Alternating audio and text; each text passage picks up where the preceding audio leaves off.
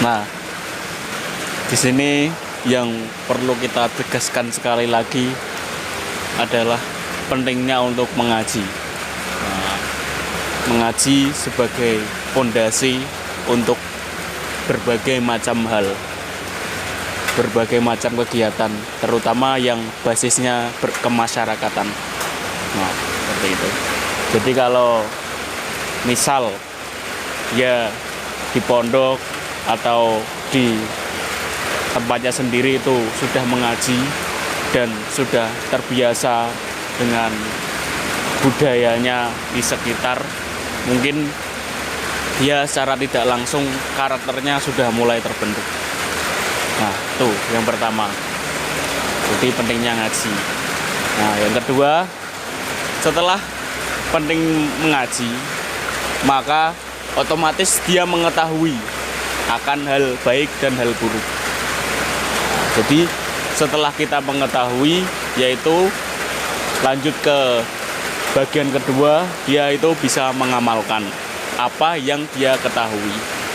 Jadi kalau dulu menurut guru saya itu, ketika kamu mengetahui segala sesuatu, entah itu terutama ilmu, itu hendaklah dilakukan walaupun sekali dalam seumur hidup. Itu yang menjadi pijakan saya sampai saat ini. Jadi misal kita ngaji, mengetahui segala sesuatu apapun itu, terutama hal-hal yang baik. Jadi itu kita lakukan walaupun sekali di seumur hidup. Tapi di sini yang perlu kita tegaskan sekali lagi adalah bahwa kalau itu hanya sekedar contoh sekali, tapi jika kita bisa mengamalkan berkali-kali, apalagi kita bisa mengistiqomahkannya dalam sehari-hari, maka disitulah akan timbul sebuah ilmu yang bermanfaat, ilmu yang berkah, ilmu yang bisa digunakan untuk diri sendiri dan juga orang lain di masyarakat, seperti itu. Jadi yang pertama tadi apa? Pentingnya ngaji. Yang kedua adalah pentingnya mengamalkan ilmu yang sudah diketahui. Nah, yang ketiga, ketika dua hal itu sudah diketahui dan diamalkan, otomatis kita akan menemukan sebuah permasalahan lagi. Nah, lalu bagaimana dengan orang-orang yang tidak mengaji? Lalu bagaimana dengan orang-orang yang latar belakangnya memang tidak di alam pendidikan agama Islam tadi yang sudah dijelaskan, atau di lingkungan-lingkungan Madin, TPQ dan lain-lain. Nah, lalu itu bagaimana dengan orang-orang seperti itu? Itu kan tadi yang ditanyakan. Jadi nyambung. Ini yang ketiga. Pastinya secara tidak langsung, secara dohir kita mungkin langsung kerasa lah. Oh, ternyata begini. Jadi hasil dari didikan di pondok dan dari luar pondok itu berbeda. Nah, tampak dalam kegiatan sehari-hari, terutama pas waktu mengaji dan juga waktu dia mendoakan ahli kubur atau orang-orang terdekatnya, seperti itu. Lalu bagaimana sikap yang harus kita ambil dalam menghadapi problematika seperti itu, dalam menghadapi kenyataan di masyarakat yang demikian, yang secara kompleks, secara tidak langsung, mungkin istilahnya agak melenceng atau mungkin bertentangan dengan kaidah yang semestinya. Nah, maka dari itu, kita yang pertama adalah ibda bin nafsik. Nah, jadi kita harus mengubah dari diri sendiri dulu, pola pikir kita dalam menghadapi kenyataan seperti itu. Jadi kita mungkin jika tidak bisa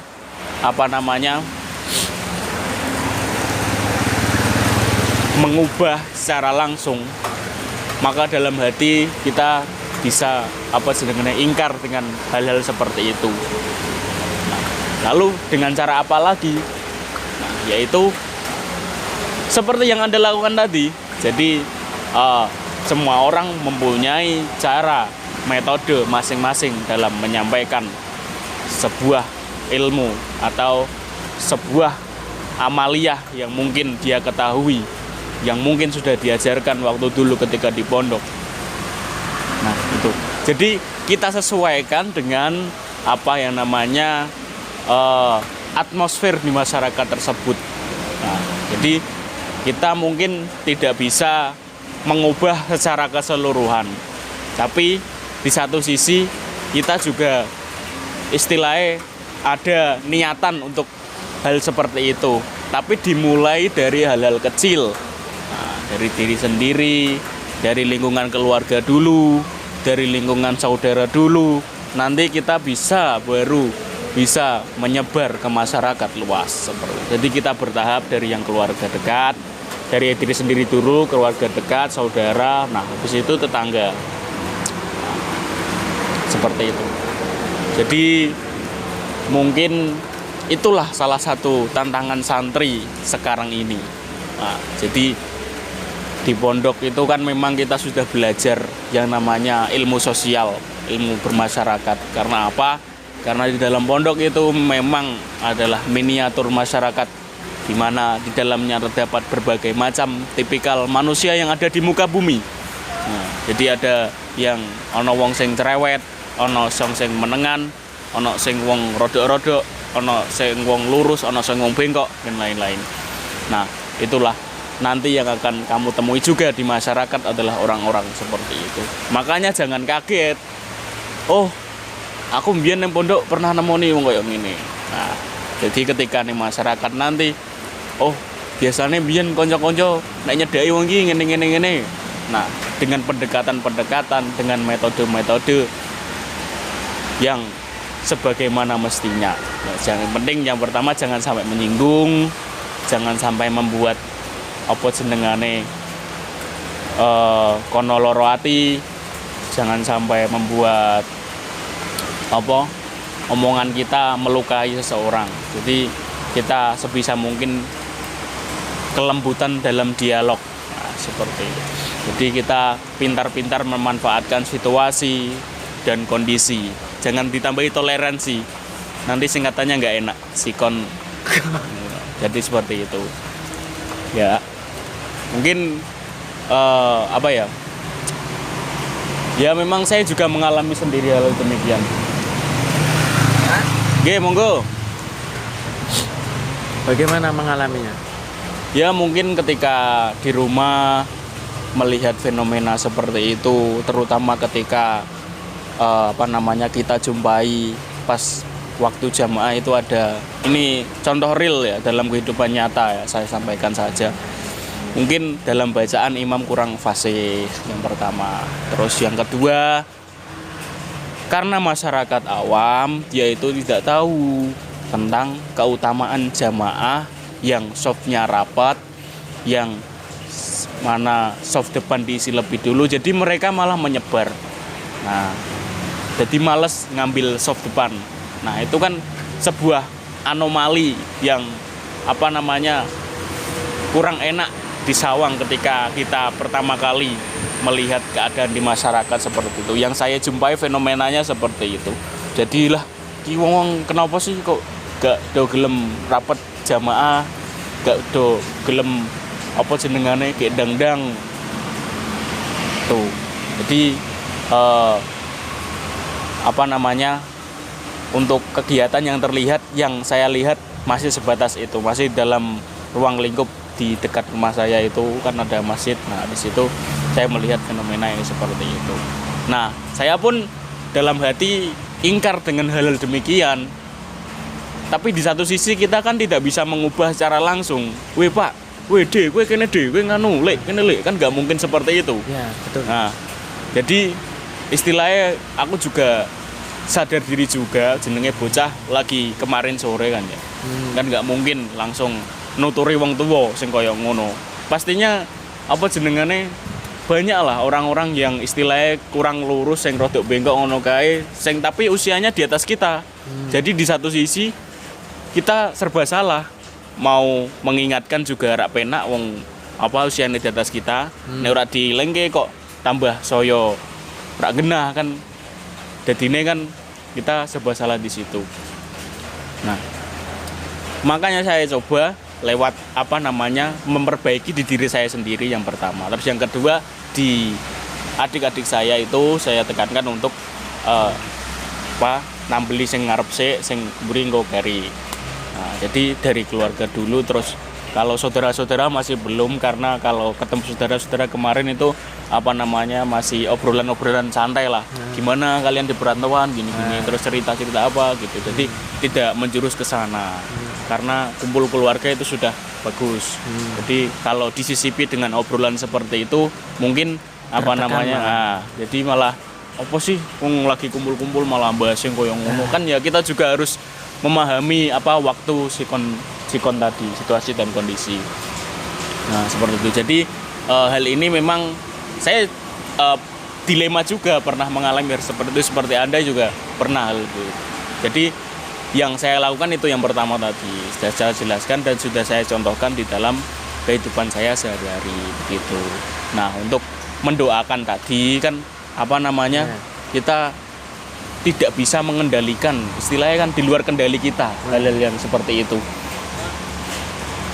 Yang perlu kita lihat adalah antusias mereka untuk mendoakan keluarga-keluarga yang sudah tiada, seperti itu.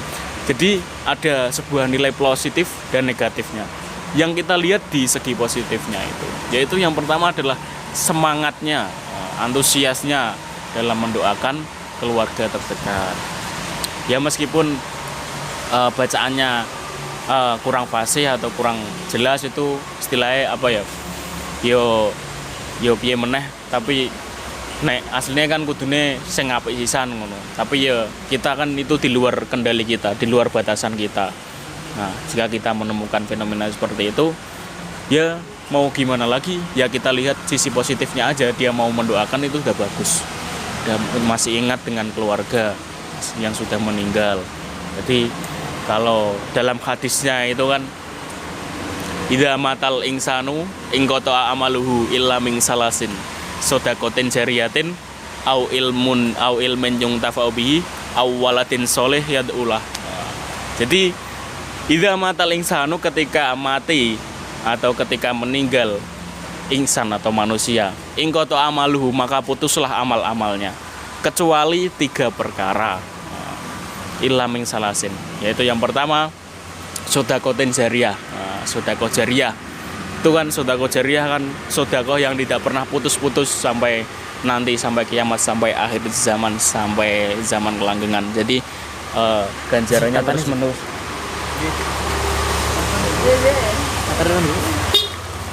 Siap Kang Jet. Bagaimana? Sodakotin gimana?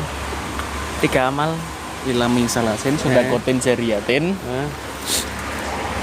Yang pertama adalah sedekah jariyah. Sedekah jariyah sampean mungkin sudah tahu ya. Sedekah yang cara gampangane sedekah sing kanggo basise ning masyarakat, kanggo masjid, kanggo pondok dan lain-lain. Masuk. Jadi hati-hati Beb. Jadi sedekah yang untuk kepentingan orang banyak, untuk tempat-tempat ibadah atau untuk orang-orang yang membutuhkan, itu pahalanya mengalir sampai kita nanti mati, sampai kita ke akhir zaman, seperti itu. Yang pertama sudah kondisi jawriyaten au ilmin yung tafa'u bihi. Nah, yang kedua adalah ilmu yang bermanfaat. Jadi seperti dalam pondok ini kan, ketika kamu ngaji dengan Pak Yai, kamu mengetahui segala sesuatu, atau kamu mungkin ke guru-guru yang dulu, nah kamu mengetahui dari guru itu, sedangkan pada saat ini guru itu sudah meninggal, tapi kamu masih mengamalkan apa yang diajarkan oleh guru itu. Misal kamu mengetahui membuang sampah itu baik, itu ganjarane akeh, sing gresiki nggon jenengane musola, tempat-tempat ibadah atau tempat-tempat sing kanggo pondok dan lain-lain, itu kamu mesti ada pernah dikandani gurumu ngono-ngono. Jadi ketika kamu mengetahui dan mengamalkan, dan itu kamu tahu ilmunya dari guru itu, maka ganjaran iku akan terus-menerus mengalir ke guru-gurune sampean sing wis meninggal. Nah, jadi kan itu yang kedua, ilmu yang bermanfaat. Terus yang ketiga adalah awaladin sholih yad'ulah. Jadi dan yang ketiga adalah anak yang soleh, anak yang berbakti kepada orang tua, yang mendoakan kepada orang tua, yang mendoakan keluarga-keluarga, yang mendoakan guru-guru. Itu ganjarannya tidak akan putus.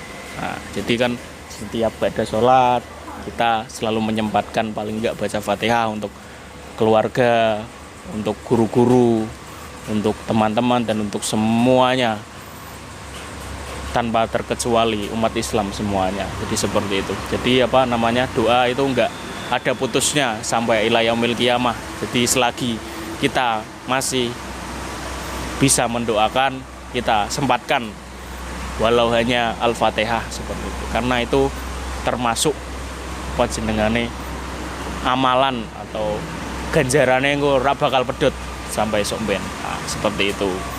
Jadi itu juga saya mengetahui hadisnya dari guru-guru, ya yang saya ketahui saya sampaikan saja. Yang mungkin saat ini saya belum bisa mengamalkan, tapi harapannya suatu saat nanti kita akan tiba saatnya untuk mengamalkan ilmu-ilmu tersebut.